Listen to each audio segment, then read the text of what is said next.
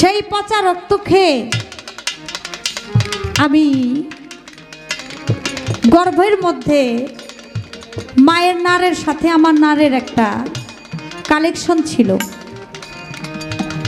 তাহলে দেখা যায় নাপাক পানিতে আমার জন্ম হইল, আমি পৃথিবীতে আসলাম। পানি দিয়া ওযু করলে সেটা কতটুকু পবিত্র হওয়া যায়? পাক পানিতে ওযু হয় শুনি, কোথায় মিলে সেই পানি? নদীর পানি অপবিত্র বলতেছে জ্ঞানী। আপনি যেই পানিটা খান, আপনি যেই পানিতে গোসল করেন, আপনি গ্যারান্টি দিয়া বলতে পারবেন এই পানিটা কতটুকু পাক?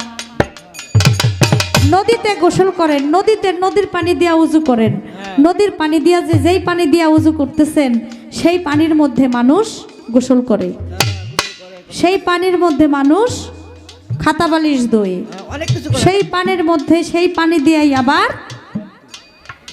বাথরুমে যায়, আবার সেই পানি আবার খায়।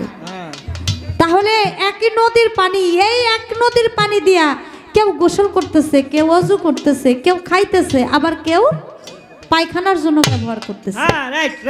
তাহলে বোঝা যায় যে নদীর পানি হলো অপবিত্র। গানের ভাষায় কবি বলেছেন, পাক পানিতে ওযু হয় শুনি, কোথায় মিলে সেই পানি? নদীর পানি অপবিত্র বলতেছে জ্ঞানী, জানলে বলো ইহার মাইনি কোন পানিতে ওযু হই।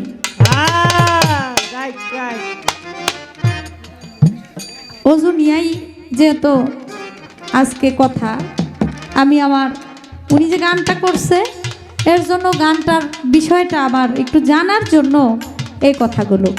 আমার বোন যাতে আবার দাঁড়ায় কয়, এই প্রশ্ন করতে কইছে একটা, আর উনি এমন একটা গান ধরছে এটার মধ্যে কয়েকটা প্রশ্ন। বোন, সব কথার জবাব দিতে হবে না, আমার মনের যে গন্ডগোলটা এইটা খালি বললেই হবে। আমি প্রশ্ন জবাব দেওয়ার আগে আমার প্রশ্নটা, কারণ আমি যদি পরে ভুলে যাই, মনে যদি না থাকে, আমি এর জন্য প্রশ্নটা করে নিলাম। যেখান থেকে ভালো লাগে আপনি জবাব দেন, আমার কোনো চাহিদা নাই। গানের সম্পূর্ণ প্রথম থেকে শেষ পর্যন্ত যে জবাব দিতে হবে আমি তা বলবো না। আস্তে কথাটা একটু বলতে দেন আপনারা আমারে। বলেন বলেন। প্রশ্নের প্রথম থেকে, গানের প্রথম থেকে শেষ পর্যন্ত সব কথা যে বলতে হবে বিষয়টা এরকম না। আপনার যেখান থেকে ভাল লাগে আমারে সেখান থেকে একটু জবাবটা দিয়ে দিবেন।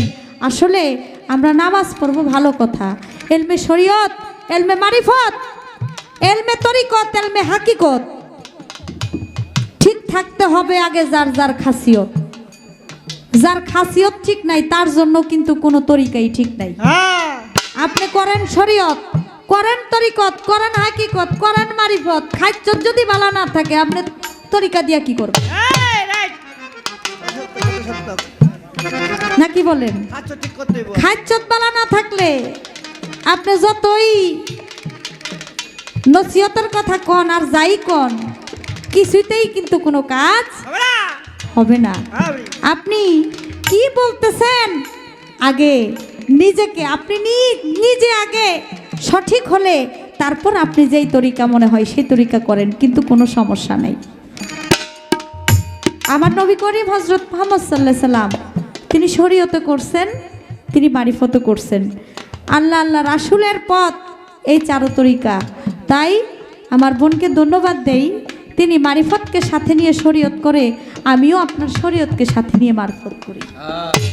কারণ শরীয়ত ছাড়া যে মারিফত করে সে হয়ে যায় ফাসেক, মারিফত ছাড়া যে শরীয়ত করে সে হয়ে যায় মুনাফিক। মুনাফিকের পাল্লার ওজন বেশি না ফাসেকের পাল্লার ওজন বেশি? মুনাফিকের পাল্লার ওজন বেশি। মুনাফিককে আল্লাহ কখনো পছন্দ করে না, ফাসেক লোককেও কখনো আল্লাহ পছন্দ করে না।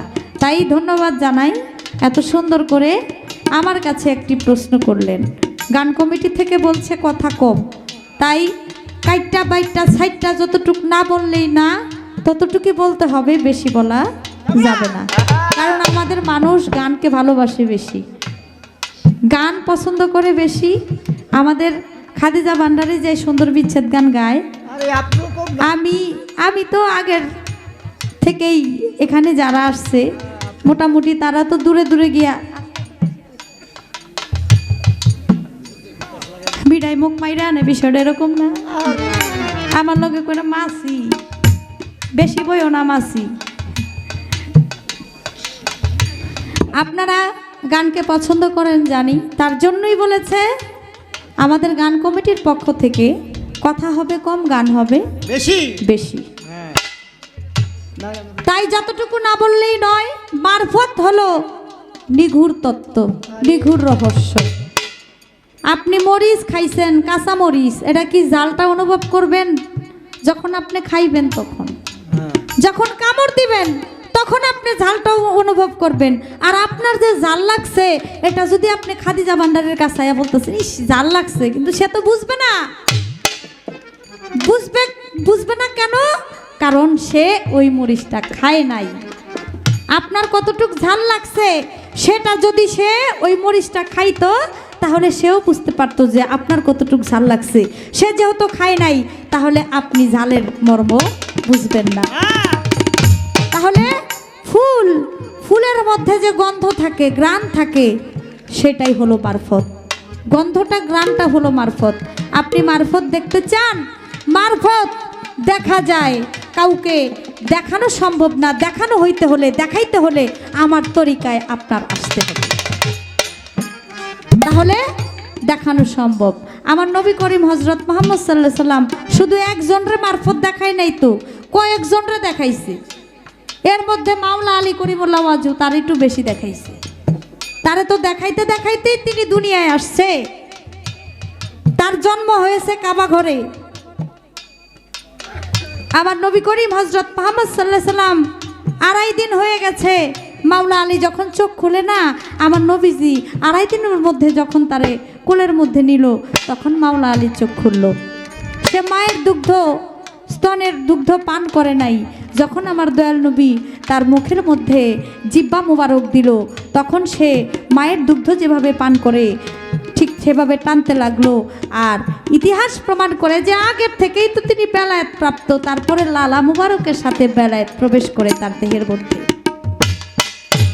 আমার নবীর কাছে এক ব্যক্তি গিয়া বলে, দয়াল নবী, আমি আপনার কাছে বেলায়েত দেখতে চাই। আমার নবী বলে, বেলায়েত দেখতে চাও? বলে হ্যাঁ। আচ্ছা ঠিক আছে, বেলায়েত দেখতে চাইলে দেখাবো, তুমি দাঁড়াও। দাঁড়াইছে। দাঁড়ানোর পরে তখন সরিষা আছে না বাবা, সরিষা, ওই সরিষা একটা সরিষা আমার নবী সরিষাটা হাতের মধ্যে নিছে। হাতের মধ্যে নিয়া এই সরিষাটা যখন হাত দিয়ে আল্লাহর নবীর রহমতের হাত দিয়া যখন ছোঁয়া দিছে, সরিষাটা বিশাল বড়। আমাদের দেশে কয় মটকা, মটকা, মটকা ছিলেন না আপনারা? যেটার মধ্যে ধান চাল রাখে। ছোটবেলায় দেখছিলাম, সেই অনেক বড় হয়ে গেছে, এর চেয়ে বিশাল বড় হয়ে গেছে।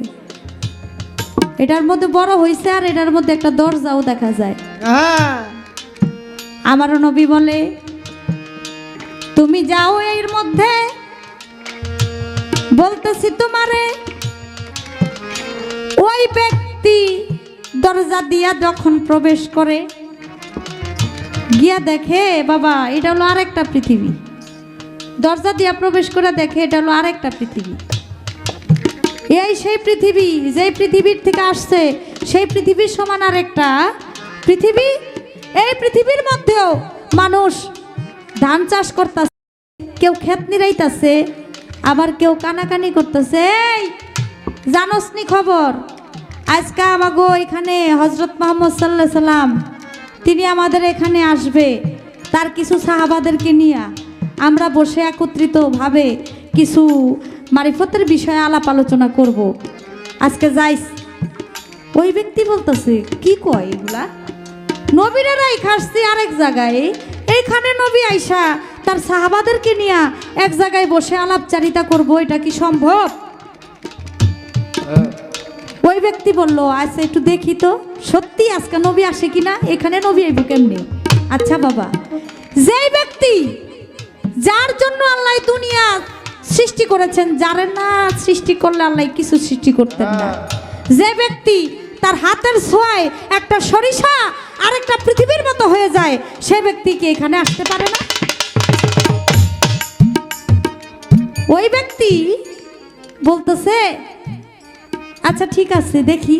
যখন সময় হইছে তারা করলো কি, যারা ক্ষেত নিড়াইতেছিল, যারা ঘাস কাটতেছিল, তারা সবাই এটা রাইখা চলে গেছে। আমি প্রশ্নের জবাবটা ছোট দিয়ে দিব। প্রশ্ন করছে, জবাব দিতে হবে না বাবা?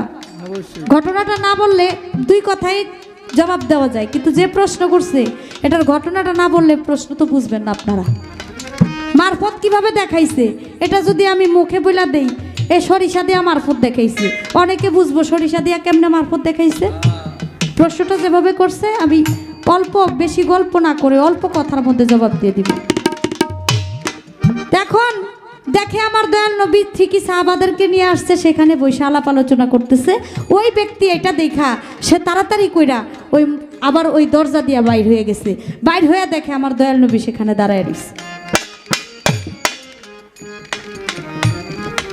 দেখে বের হয়ে দেখে সে আমার দয়াল নবী দাঁড়ায় রয়েছে।